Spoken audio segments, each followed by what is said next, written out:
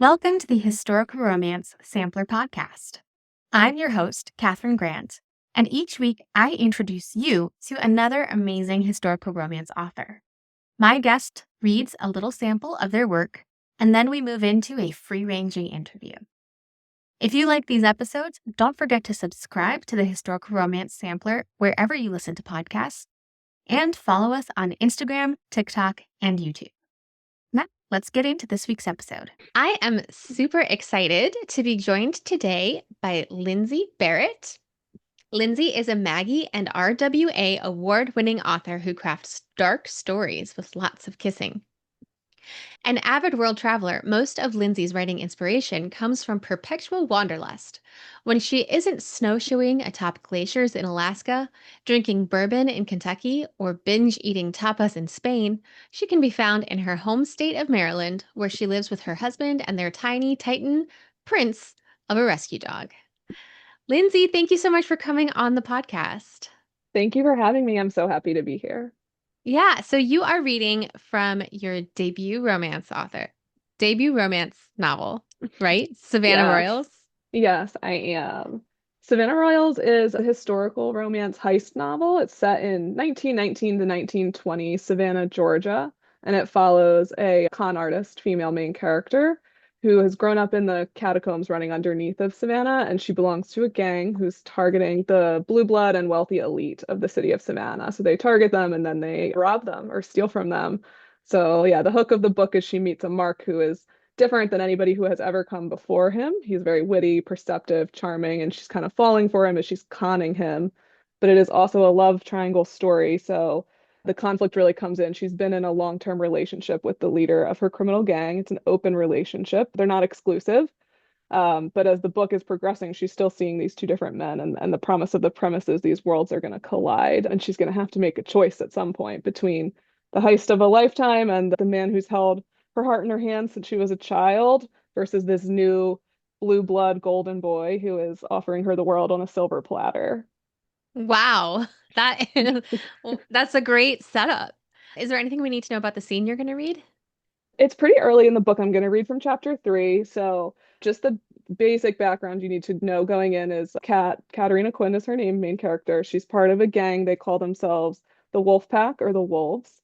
Her childhood, like friends to lovers situationship, his name is Paul, and he's going to be in this scene.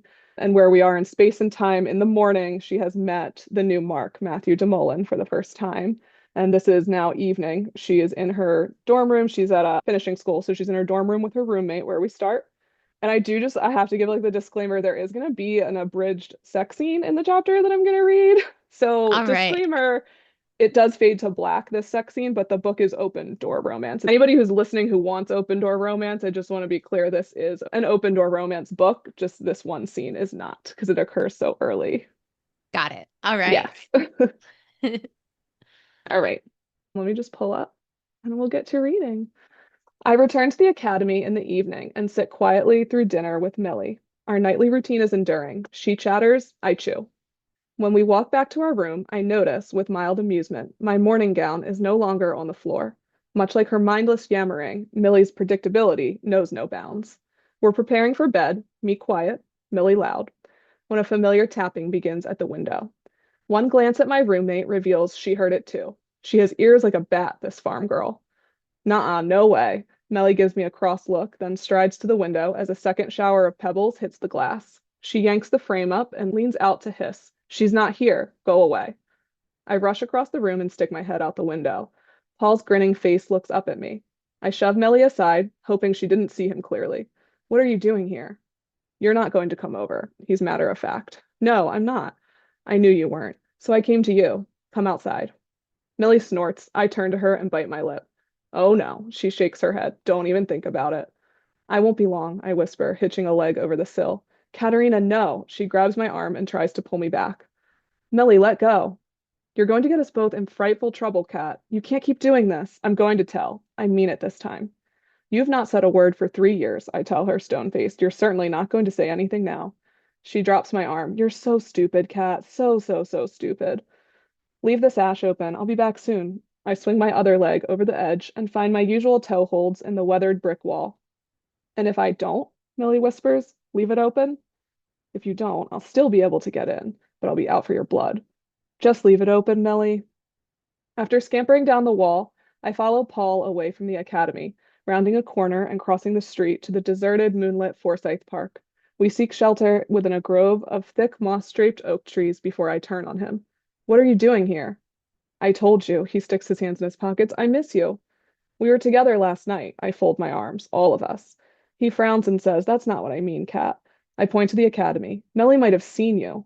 So what? He shrugs. She has no clue who I am. We agreed, if you need me, you send Abe. Always Abe. I couldn't send Abe to do this. He reaches for me and brushes a lock of hair off my face. His fingers move over my cheeks, ghosting down to tickle my collarbone. Then he reaches behind my neck, slides his hands down my back and over my butt, pulling me in. He's already hard. You're thinking with your lower half, I tell him, slightly annoyed, slightly thrilled. I can't help my body's response to him. It's been this way between us for years. No matter what my mouth says, my brain swirls with secret pleasure in knowing he came here, took this risk, purely for me. Maybe, he admits, grinning. I know you're worn slap out, but let's spend an hour together. Please, I really have missed you, Kat. It's the earnest look on his face that undoes me. Paul never begs. This is as close as it gets. 1 hour, I finally agree. I trust you'll make it worth my while. Don't I always? Paul's hands work the buttons on the collar of my dress as his lips meet mine. His kisses are strong, hungry. The center of my gut clenches as my gaze sweeps the park for voyeurs. Paul, I whisper his name, a familiar rush rising. The bottomlessly heady will we get caught. The thrill from publicly doing something forbidden and reckless. With him. He inches up my dress and teases his fingers across my thigh before placing them right where I want them. Oh, I press against him. He stays there for a few minutes, then pulls hard, ripping through my step-in chemise. My hands move feverishly to unclip his suspenders. I've never been a very patient person, and neither is Paul, not where this is concerned. We are two bodies with one mind, moving through the steps of a choreographed dance, a quick step every time. He lifts me onto his hips and presses my back into the nearest tree. Low-hanging Spanish moss surrounds us on four sides. I dip my fingers under his shirt, over his tattoo, tracing the swiping paw of the wolf tracking forward over his shoulder onto his right pectoral. Paul shivers. Remotely, I hear the telltale tear of a paper condom wrapper. Cat, he sinks into me. I returned my fingers to the ink of the massive wolf coating his back, holding on. There is so much hunger between us. I tug his bottom lip with my teeth. He growls, increasing the pace. I press my lips to the paw on his shoulder. My panting breath heats the tattooed marks on his chest. We move together, murmured cries floating into the canopy of greenery overhead. Fade to black. Only 20 minutes gone, kitty cat, 40 still to go. Laughing, I give Paul a playful shove. He flops to the grass beneath the starry sky and reaches for me. I rest my chin on his chest, looking at his face as he closes his eyes. Wake me in 40 minutes, he mumbles. How romantic. I sniff but snuggle into him. His fingers brush through my long black hair. Did you have a good day, doll? He murmurs, his chest rumbling beneath my ear. It was okay. There was an open house this morning. I know. Of course you do. I met someone interesting. Oh? Don't you already know? No, he laughs. Who? His name is Matthew. Matthew DeMolin. Matthew DeMolin? Paul shifts beneath me. Yeah, my gaze flicks to his face. You know him? I know of him, Paul clarifies, settling back down, and his family, publishing titans, generational wealth. He's the younger son, works at the hospital, lives alone downtown. Physician. Uh-huh. Paul's endless stream of knowledge never ceases to amaze me. I decide to bait him. He's handsome. Is he now? Paul angles my head in the crook of his arm so he can see me better. Do I need to worry? There's no concern in his gaze. His dark irises laugh at me, knowing. Smug bastard, I roll my eyes. Wily wench? After a few more laughs, we settle again. When Paul's breathing evens out and my eyes grow heavy, I force myself to stir. I should get back. As I rise, I feel a lump weighing my skirt pocket. Oh, I have something for you. I pull out Ray's payment. I nearly forgot. The envelope smacks him in the chest as he sits up. He opens it and quickly counts. What did you sell, Paul? He doesn't answer right away. When he's satisfied with the tally, he rolls over and rises. Paul, I try again. We haven't worked a job for weeks. What did you ask Ray to move? You know I don't yank you out of here for every job we pull, kitty cat. That doesn't answer my question. I didn't realize I have to answer to you. He flicks his hair before stretching to brush stray grass out of mine. I reach up to snag his hand. I pull it down, straighten out his fingers, and trace the small King of Diamonds tattoo on his right ring finger. It's done in black ink, just like his wolf. I forgot. You're the king, right? I raise my eyes to his. He frowns, and I lift my own hand, sliding the thick silver ring he gave me off my right ring finger. I've worn it every day since my 16th birthday. I flick my red Queen of Diamonds tattoo toward him. Maybe you forgot who you're talking to. He smiles and kisses the mark on my finger. I didn't forget, Kat. Is it really that important to you? Your behavior, like you're hiding something, makes me think perchance it is. I'm not. It wasn't anything important, doll. Just some tribute I took from the Condor and Magpie gangs ages ago. Oil, gunpowder, the usual. Plus a few watches Tony lifted last week. You know he likes to have his fun. I slide the ring back on my finger. Okay. Okay. He's incredulous. That's it? Yeah, you told me. That's all I wanted. Next time, cut the theatrics, Cat. He looks disgruntled. It got your attention. It did, but I'd never forget. He slides his ring up slightly and reaches for my hand, placing our paired tattoos side by side. Everyone in the wolf pack is marked. Paul has the wolf across his back and shoulder. Abe and Tony each have paw prints and swipes tracking up their sides. The three boys had them done when I was 15. Then they badgered me for a year about getting inked too. I refused. But on my 16th birthday, after bringing in a particularly successful haul of stolen diamonds, Paul brought me to the tattoo parlor himself. He went in first, and I watched him get the King of Diamonds tattoo. Then he handed me his silver signet ring, the one I'd seen on his finger since before I could remember. It's thick and old, with an engraved crest weaving its way across the band, his only memento from the family who dropped him on the orphanage steps as an infant. I'm the king and you're the queen, he told me as he handed the ring over. This is yours now. It'll cover your finger. No one has to know but us. This was a very different ask than before, and I knew it. I carefully took the ring and sat down in the chair. Queen of Diamonds, please, I whispered, handing over my finger. That night I realized, ink or not, Paul marked me years ago. I was his Queen of Diamonds. The boys put out a rumor of the cat burglar's mark a few weeks later, said I had a tiny silhouette of wolf ears done on my wrist. Dainty, feminine. The papers ran with it. Misdirection, kitty cat, Paul told me. It's the oldest trick in the book. Snapping back to the present, I slowly follow Paul out of the arboretum. We'll do another night at Astor Manor tomorrow, he says, and the boys want to go out on Saturday. Think you can get away? Reckon I can. Where? Tony wants to hit Carousel. Sounds dilly. Carousel's the cat's meow. Until tomorrow, doll. I love you. He raises my hand farewell, then steals into the shadows of the park. I take off in the opposite direction, back to the academy. Son of a bitch, Melinda. Our room is dark, the window closed. Resigned, I latch my fingers and toes into grooves between bricks and begin to climb, tapping into a skill set I've had since I was young. When I reach the window, I apply pressure with my hands to slide it up. It doesn't budge. She must have locked it. What a killjoy. I'm reaching to slide a dagger-like hairpin from my dark locks when a remorseful Melinda opens the window. I thrust my leg inside before she can change her mind. Sorry, Cat, she whispers. I was mad. It's fine. And it is. Melly and I aren't friends, not really, so she doesn't owe me anything. We tolerate each other, and we live well enough together. At this point, I've been sneaking out for so long, if the news came out, we'd both go down hard. She's complicit, and she knows it. I land inside on silent feet and head to the bathroom for a quick wash. She follows me, her brow furrowed. Why are you covered in moss and grass? That's a gross exaggeration. I'm not covered in grass. Who was that tonight? She tries again. I play dumb. The fella who picked you up. Good night, Millie. I make to close the bathroom door, but she sticks out her slippered foot. I saw him, Cat. It wasn't the dark-skinned guy. Are you stepping out on your beau? Melly has no idea where I go or what I do when I sneak out. She only knows I do, frequently. And she knows Abe from his occasional visits. In her simple mind, Abe is my taboo paramour from back home, the reason I'm not interested in any of the men who visit the academy. I gladly let her think it. It's fairly harmless and only half wrong. Misdirection. Of course not, I tell her, narrowing my eyes. I love him, you know that. Then who? He was just a friend, Melly. Geez. I left a lot of people behind when I came here. It's not easy staying connected to both worlds. She looks at her slippers, momentarily abashed. I'm not stepping out on my fella, I say firmly. I know you aren't, she whispers, but I'm not sure you should be trying so hard to stay connected, Kat. You left the catacombs behind for a reason, same as me with the farm. Maybe it's time to move on. And with that, she pulls her foot back slowly and closes the door. Wow. What a enticing scene with lots of different dynamics going on there.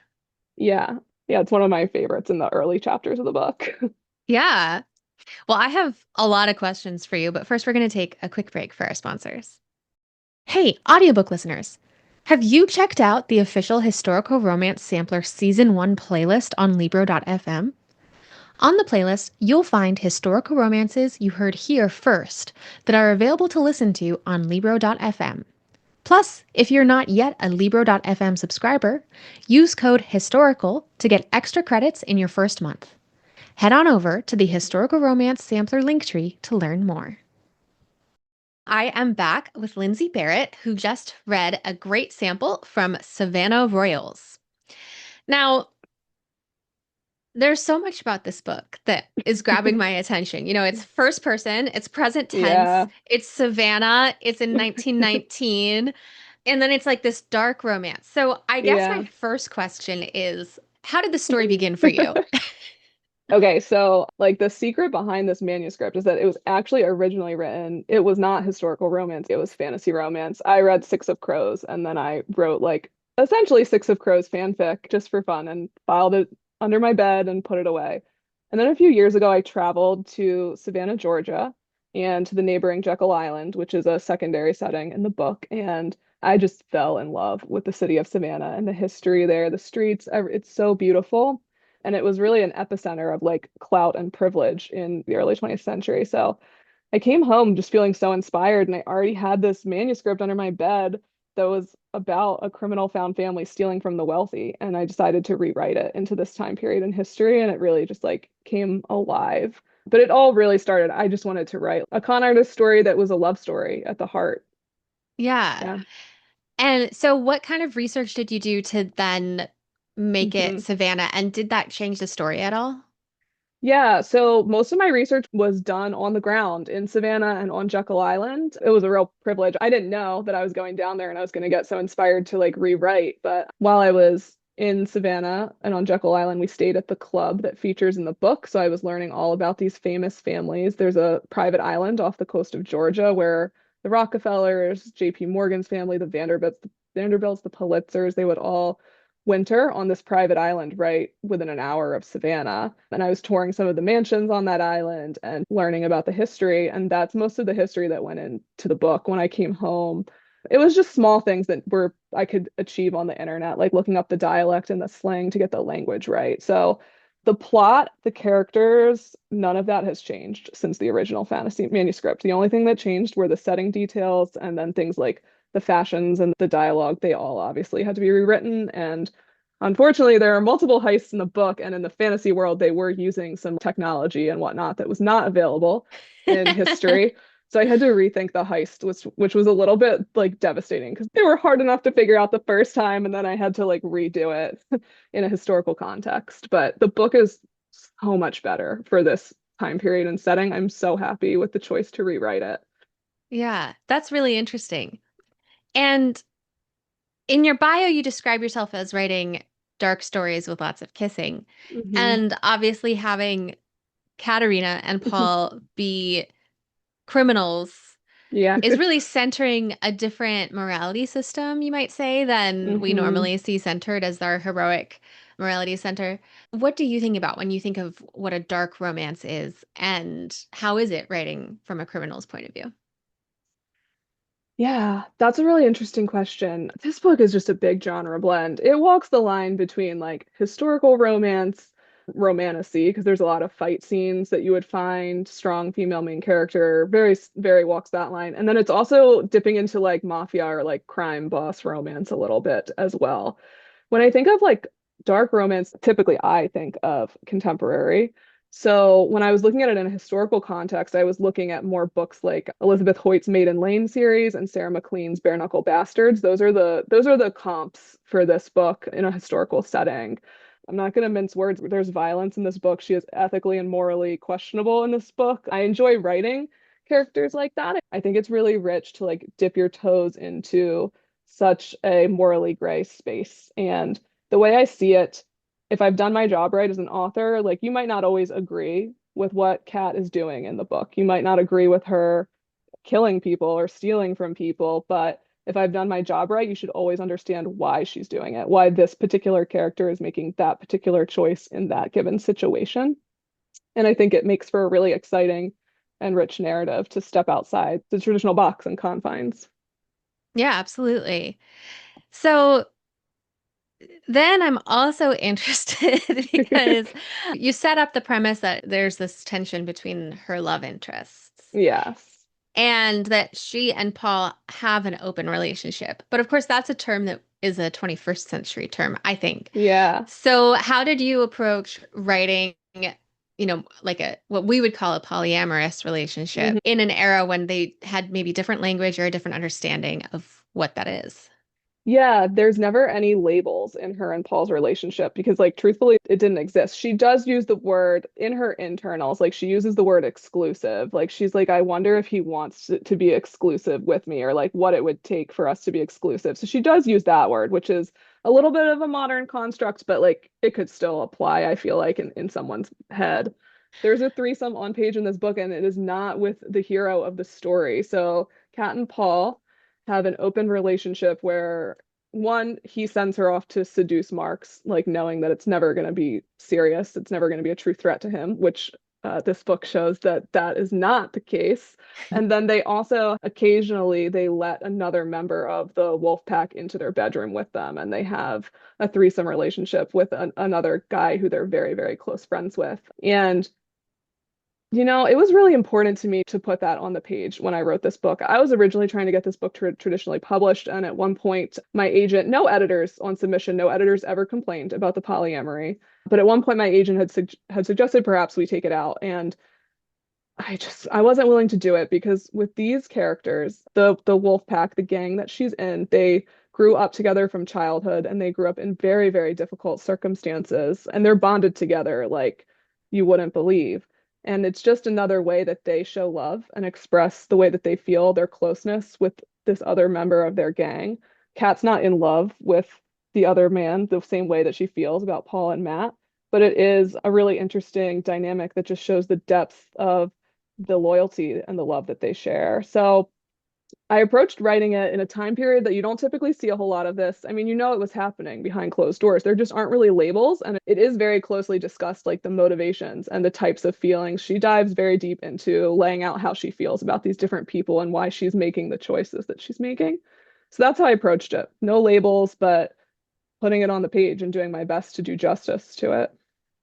Yeah, I think that's really interesting because in romance, I think we generally understand that sex on the page is also metaphorically doing work to show Hmm. intimacy of a relationship. And we also have romance novels where most romance novels also have very strong friendship or family dynamics that are also explored. Yeah, And so I like that you are daring to pull the sex and the friendship and, say, well, yeah. these things can be Yes. commingled. It was really important to me. I never wanted any of the sex in my book to be gratuitous. Like, I completely agree with you. Sex in a romance novel is doing work. And the sex scenes in this book, they're all doing work.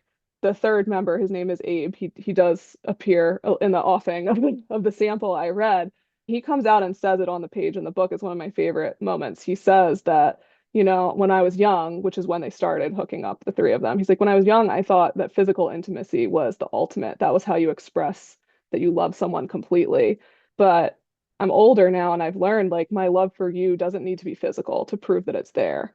But that's where it started for them. Like, when you're young, everything's just passionate, and they love each other so much, this criminal found family. So I think it makes perfect sense that they dipped their toe a little bit into that world, and then as they mature, they step back and they stop hooking up. Cat eventually monogamy prevails at the end of this book as she falls for one person more deeply than everyone else. But yeah, there's a very interesting exploration of many different kinds of love on the page of this book. And did you ever consider not having monogamy prevail? I did because I'm not a plotter. This book was pantsed. So there was even a point like I knew when I set out to write, like I thought I knew what the happily ever after looked like in my head, but I will say Abe, he's my favorite character in the book. I love him. And there was even a point where I was like, "Oh my God, like maybe, yeah, maybe she ends up with him or this open relationship is what prevails." So I just followed the voices of the story really, and as I kept writing, it does become clear like the question of every romance for me, like at the heart of every romance is why is this person, why is this relationship, and it could be a relationship with multiple people. Why is this the right relationship that changes this person's life? So I had to look at it from what does Kat need? What are Kat's wounds? What are her fears? What is the lie that she tells herself? And who is the one who brings her into the light and answers those questions for her? And it was not ultimately a polyamorous HEA that did that for her. She has a lot of like damage and wounds, and she has to end up with the right person who can see her, understand her, and help her step into the future. Yeah. Lovely. That's so beautiful. I think it's time to play Love It or Leave It. We've touched a little bit on it, but I think there's even more to get Yeah, into. All right. Do you love it or leave it? Protagonists meet in the first 10% of the story. oh, I love it. I read all genres, but like when I pick up a romance, like I'm coming for a very particular flavor, and it's that I'm gonna get the romance right off the bat. I'm gonna get the banter early on. So I always have my main characters meet early on, and I really want to see that too when I'm reading someone else's romance. Do you love it or leave it? Dual point of view narration.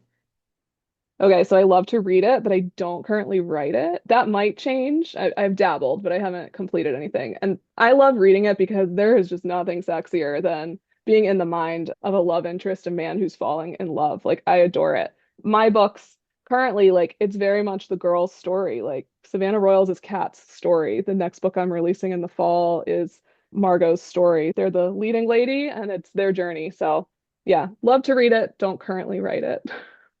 All right. Do you love it or leave it? Third person, past tense. So this is a leave it for me, but not entirely. I just believe that you should choose what fits the book. I don't think that just because convention says in historical romance that third person past is, the pinnacle. I think you should look at each individual story and look at how it needs to be told. So Savannah Royals is first person present. It absolutely needed to be first person. It's Kat's story, like I said. And present tense, I just feel this is a suspense novel as much as it is a romance novel, and the immediacy of first person present really suits that subgenre. So that's how I made that decision. My next book is, for all the purists out there, my next book is Third Person Past. All right. Do you love it or leave it? The third act breakup or dark moment. Okay, so I love it, but I would leave the branding or the title. Like, I don't think it always has to be a breakup. Like, I wish we could just call it like the third act test or whatnot. I think more often than not, it is a breakup in romance, but not always. Sometimes the couple can face down a test together, or, in a suspense novel, a challenge or a heist together. So it kind of depends on the story that you're telling, again. And I do think there has to be some kind of like culminating tension and climax that pushes them into a dark night of the soul moment. But it doesn't always have to be a breakup. All right. Do you love it or leave it? Always end with an epilogue. I love it. I want to see like the little glimpse. We've watched them struggle for so many pages, and like we don't always get that long of a happily ever after within the book itself. So I love that little glimpse into the future. It just like leaves the perfect taste in my mouth. And do you love it or leave it? Always share research in your author's note. Okay, so I love it, but what we can leave is like when people get like into like a works cited, like I totally trust that you did the research. Like I believe you. I read the book. You did a great job. What I love in an author's note is more seeing how a little bit of research guided the decisions and the themes in the book. I love to hear authors talk about like what inspired their book, and then research kind of like naturally comes up to support that in the historical genre. So yeah, I love a good author's note, but we can leave a lot of the works cited at the door, in my opinion. All right. And are there any other romance rules I didn't ask about that you break? Yeah, I mean, we've chatted about I broke a lot of rules with this debut, and I had a lot of fun doing it, to be honest. So first person present is a rule I'm not afraid to break. I think my settings are inherently a little bit of they're a little non-conventional as well. I think when you're in historical romance, anytime that you're writing outside of Victorian or Regency England, you're already in the minority. And then not only that, I didn't write in like Gilded Age New York. I set it in the South in Savannah. My next book is set in Kentucky on a haunted bourbon distillery at the end of Prohibition, which is an even more non-traditional setting that I just love. So yeah, I'm not afraid to like bring fresh settings to the page, and I'm very atmospheric with my writing.